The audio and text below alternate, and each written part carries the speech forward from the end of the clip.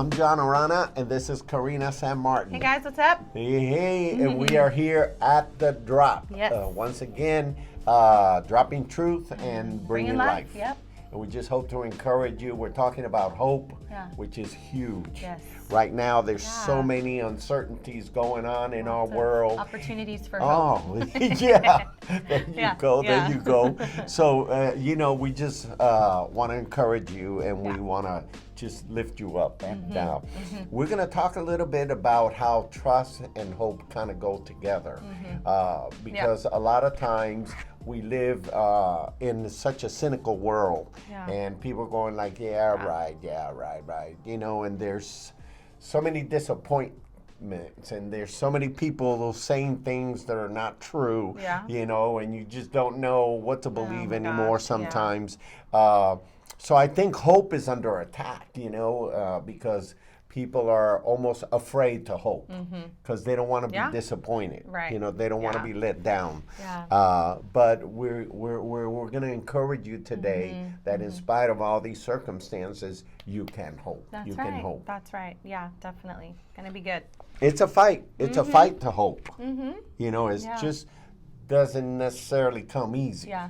I think it's a fight to hope when things are hard. Yeah. Like when things are great and flowing and easy and like, everything's going good. You're like, of course I hope in the Lord. When all the money's in the checkbook, you're going like, I believe God's going to provide. You're singing the songs and you're like, yes, this song is so true, But when you're going through a hard time, it's totally different. And sometimes you think like, is this true? Is it going to work? I think circumstances bring us to a place of testing our belief system. Which is good, because then you can grow, you can become stronger in those elements, and if you choose to let it do that, for you. Somebody said that faith that cannot be tested should not be trusted. So I mean, if our hope doesn't hold on in the times of crisis or difficulties, then it's not strong enough. So we need to strengthen that trust in the Lord. And I think the trust in the Lord takes us to a whole different level. Because if you trust in the Lord, then you can hope in the Lord. But if you 100%. trust in a person, then your hope is in that person, and I think we can trust people that we know, but obviously, ultimately, our trust is in the Lord, and it's a fight. It's a fight because there's a lot of circumstances that go around us, and we think like, Lord, I'm trusting you, but nothing's happening yet. Sure. I'm trusting you, but I don't see any movement here. Where's the fruit of all of my trusting here? And it's one of those things that you just it just never.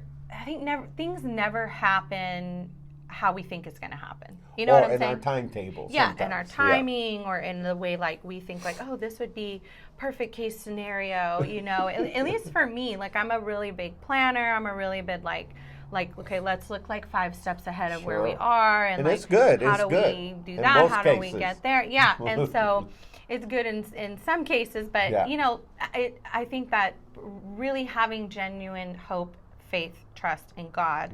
We also have to realize that we have to surrender our own ideas, and we have to surrender our own ways and our own plans, to an extent, because I think that's where the element of true trust comes in, is our willingness to, set aside our own, way that we think it has to happen.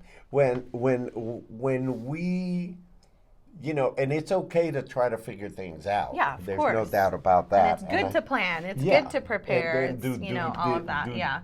Do due diligence. Yes. That's a tongue twister there. It's obviously a responsible thing to do. Yeah.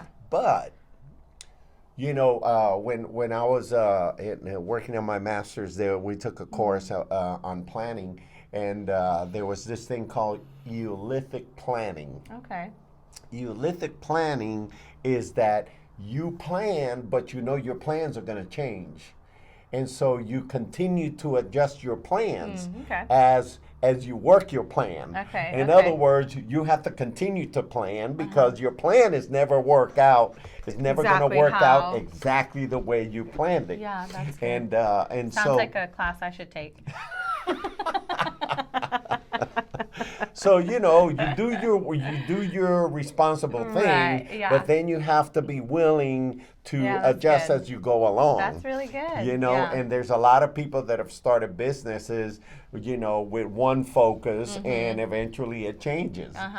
So I think that it's a fight because you think you got it all figured out, and you think, okay, this should happen this way, and I should know about this now, and then things don't turn out the way you think, and it's easy to get disappointed, and you're going like, man, this is not happening. What's going on? What's happening? And it's a fight. It's a fight to deal with yourself. And that's why the scripture says we don't wrestle against flesh and blood. Right. Yeah. It's all this battle is right here. Yes. No. Totally. And I see a lot of times too that, like, especially when it comes to trusting God, trusting Him for hope, putting our hope in Him. That. It reminds me of like the little like trust falls, that like my kids like to do. Like, oh, catch me, mommy, catch me, and they put their arms and then just like fall straight back, and it's like, if you really believe that you're gonna get caught, by the person, like you fall. You just do it. You're stiff as a board and you fall. And then, when you don't really believe it, you have doubt, you're not sure, you're unsure, you're like trying to compensate for yourself, like you fall all awkwardly. And like you catch yourself. Or take a step backward. Make sure. And it just to me, that's a really good analogy of like how our trust in God, trusting in Him for hope, like how it can be, that we can, we have Him, like that He's always going to catch us, He's always going to be there. Absolutely. He is, and I think that it starts in the mind, like you were saying, like, because we act on what we truly believe. Absolutely. And if we truly believe, that God is our hope, that He's our anchor, yada, yada, all that, then our actions will line up with that. We'll reflect but that, you're right, it starts here in our mind, and we have to be I think mindful of that and protecting of that. A lot of people talk about, well, the devil, he's just attacking me, and all this, and I don't doubt that could happen. I mean, I'm a spiritual person, I believe that but I think a lot of people just use that as an excuse because, I say the devil doesn't even need to mess with you because you are messed up yourself. You're messing with yourself over here. Your mind and your emotions are all going crazy, and you're having thoughts of fear and defeat and failure, and allowing that to take over. And that's your greatest enemy. Right. It's like I say, my greatest enemy is me. Yeah, I think that's true for all of us. And for me to keep myself going in the right direction, it's a full-time job. Oh my gosh, that's so funny. It's so true. I mean, it's like so true. And I think like, I totally agree. A lot of times, like, I think people give the devil so much credit, and it's funny to me because it's like, I think some people, maybe they don't understand that, like, the devil's not omnipresent like God is. That's right. Exactly. He's a spiritual being that is one. That's right. But God is a spiritual being that's present in all things at all times and everywhere and every moment. And so, the devil really isn't like, like he doesn't have like a list, to come to your life every day and mess with your day.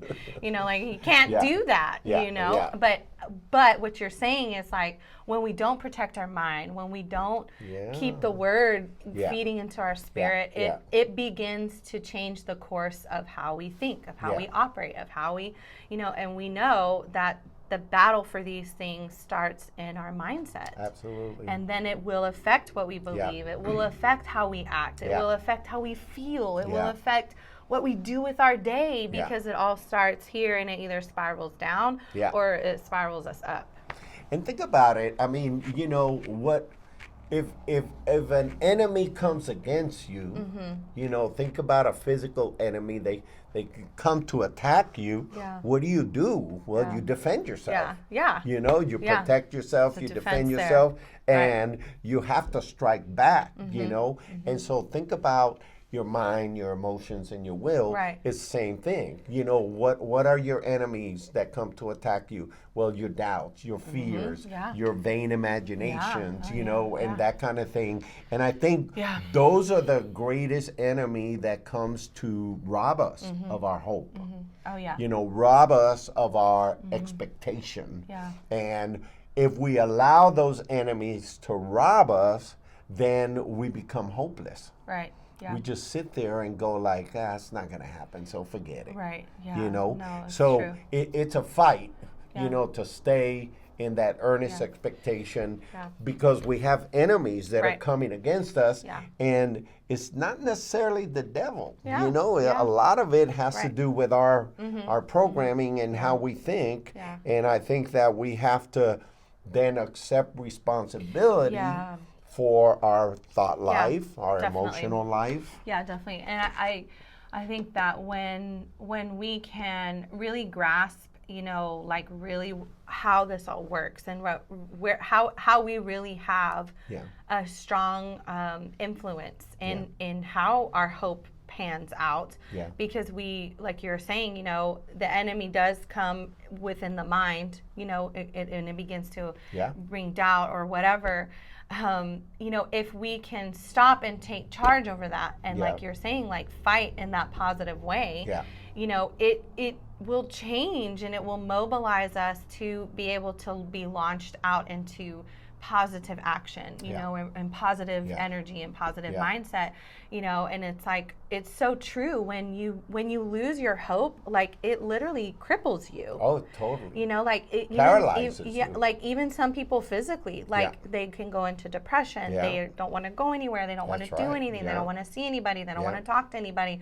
They want to sleep, stay in bed. You know, and it's like there's so much power in our mindset and in our mind that we can actually take charge over. Absolutely. And it is a fight, and we have to be willing in times, even if we don't feel it yet, to like stand up and say, no, we got to fight back. This is going to be good. This is going to happen for me. This is going to, I don't know how, but I know it's going to happen. Got to fight back. And it's interesting because even the field of psychology and human performance will say, you know, that if you have all these negative thoughts going on, okay, then obviously they're going to affect your entire physiology, you know, your action and so on and so forth. But what's interesting that they say that you can change your state. In other words, I can change the way I feel. Yeah, I believe and they that. say the way you change your state, and they say it takes just a second to change your state. And they say the way you change your state is you automatically shock yourself and think something different, you know? So like if you're thinking like, oh man, this is not gonna work out, you know, I'm not gonna make it, you know, I'm gonna fail, you know.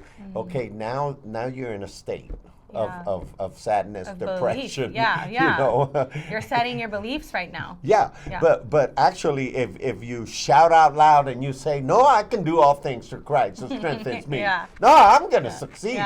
You know, oh, I'm a winner, you know, I'm not a loser. Just don't do it in the line at Starbucks or out loud while you're sitting there waiting to place your order. I'm a winner. I'm a champion. People will look at and you people like, are looking like, okay, what's going on? And it's like, maybe you ought to lay off the coffee for a while. Having a good day or a bad day. But you know, that's what the scripture says. The scripture says, so good. You know, tear down those vain imagination and hold them captive. You know, in other words, we got to fight back. And doesn't it say submit them to the obedience of Christ? So you know, in other words, this is not what God says about me. So I'm not going to continue to entertain this thought. That's so huge and so powerful. And I think that's the part where I mean, if, to be honest, I think that's the part where a lot of like faith-filled or Christians, like, they don't always do. No. And they like, then they kind of like stop for a minute and think like, oh, well, God is doing this to me, or God isn't working for me. Sure.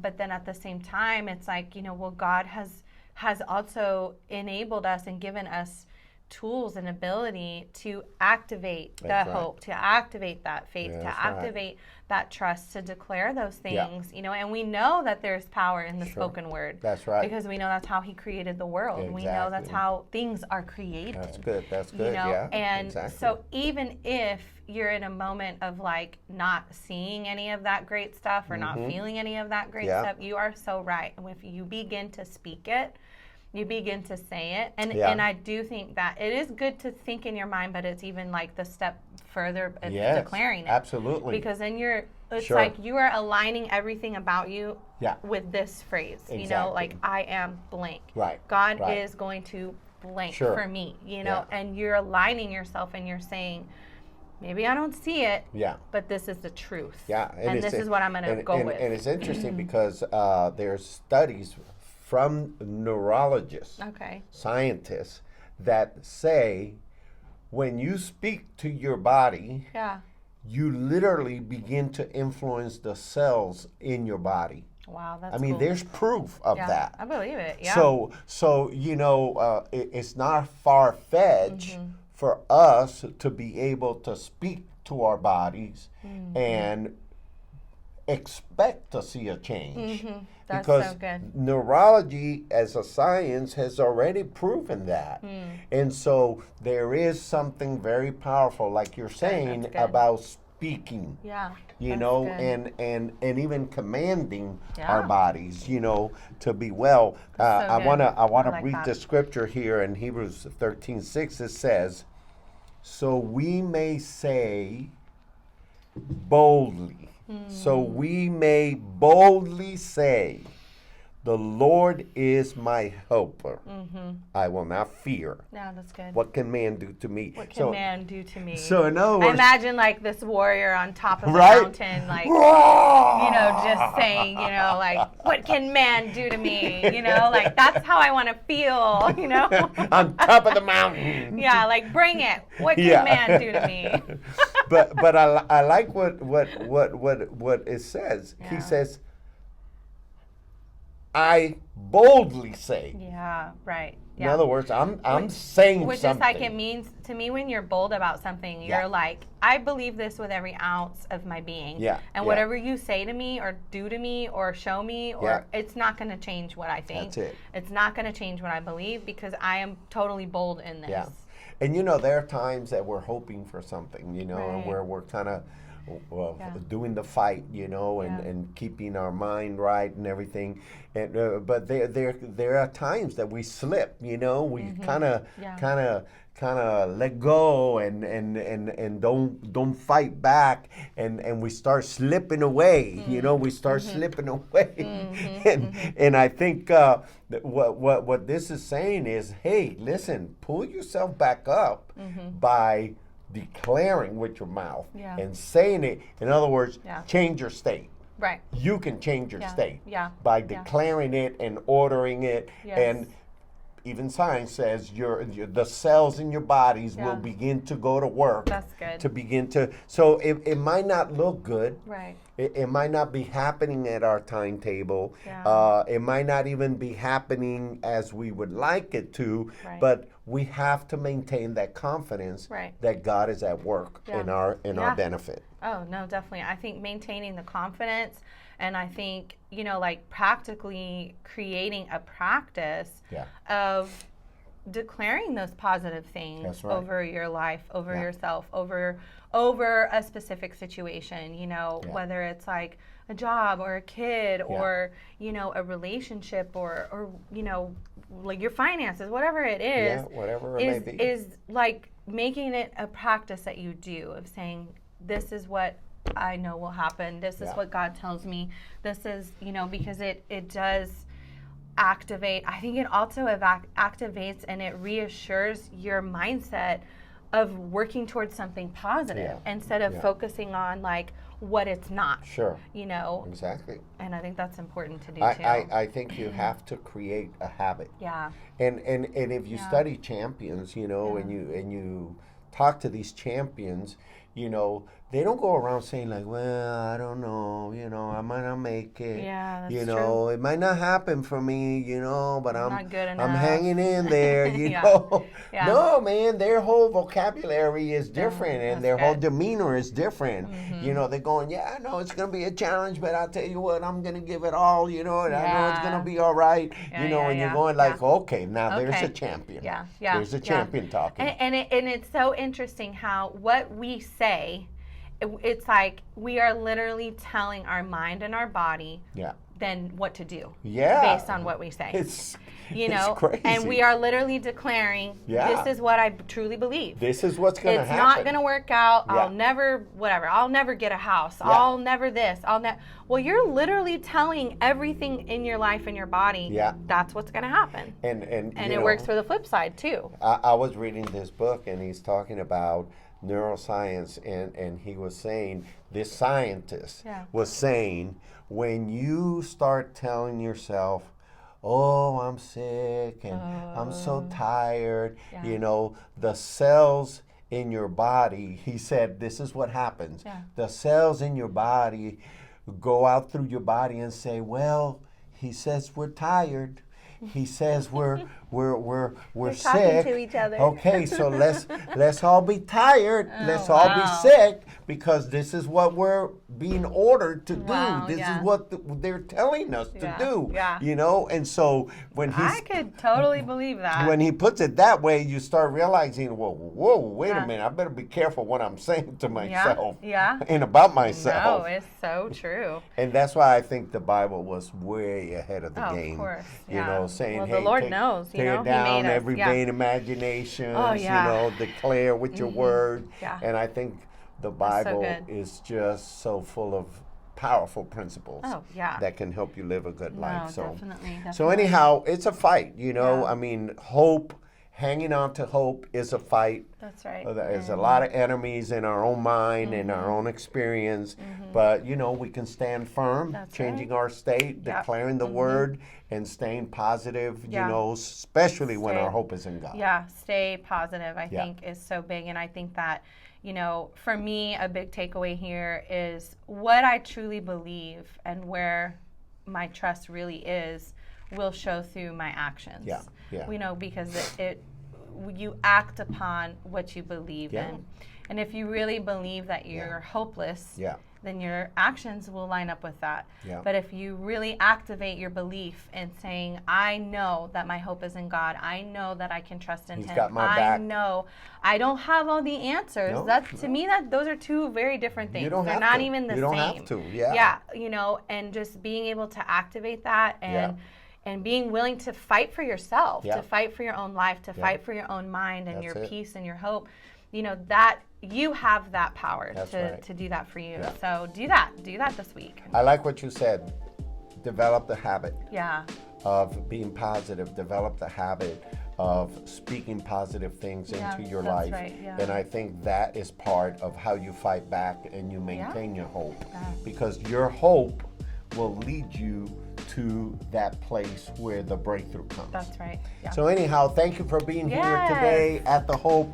We hope that this has been encouraging to you. At the drop. We hope. We're hoping all over the place. But anyhow, thank you for being with us at the drop, where we're dropping truth and bringing life. Yes, we will see you guys here next week, same time, same place. Make sure you like and subscribe if you haven't. Also, if you're listening to us on Apple Podcasts, share this with a friend, a family member. It's super easy.